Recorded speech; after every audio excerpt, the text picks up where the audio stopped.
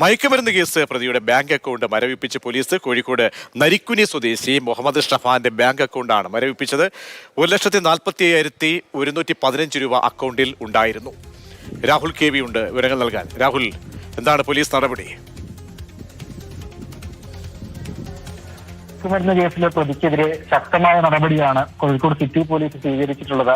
Narikkuni PC പാലം സ്വദേശി Muhammad ഷഫാന്റെ bank അക്കൗണ്ടാണ് മരവിപ്പിച്ചിട്ടുള്ളത്. എളയത്തിൽ Canara bank ശാഖയിലെ അക്കൗണ്ടാണ് ഇത്. ഇതിൽ 1,45,000-ലധികം രൂപയാണ് ഉണ്ടായിരുന്നത്. ഈ 2024 സെപ്റ്റംബറിൽ കോഴിക്കോട് റെയിൽവേ സ്റ്റേഷൻ പരിസരത്ത് വെച്ചാണ് MDMA-യുമായി ഈ പ്രതി അറസ്റ്റിലാവുന്നത്. 451 ഗ്രാം MDMA ഉണ്ടായിരുന്നു. 2 പ്രതികളാണ് മുഹമ്മദ് ഷഫാൻ. ഈ കേസിൽ അറസ്റ്റിലായ കൂട്ടുപ്രതിയായ പുല്ലാലൂർ സ്വദേശി നിജാസിന് സമ്പാദ്യങ്ങളൊന്നും തന്നെ ഇല്ല എന്ന് പോലീസ് അന്വേഷണത്തിൽ വ്യക്തമാവുകയും ചെയ്തിരുന്നു.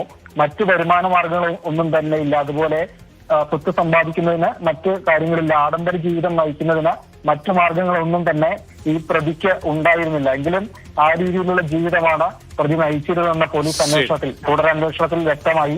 അതിന്റെ അടിസ്ഥാനത്തിലാണ് ഏതായാലും മയക്കുമരുന്ന് കേസ് പ്രതിയുടെ ബാങ്ക് അക്കൗണ്ടാണ് ഇപ്പോൾ മരവിപ്പിച്ചത്.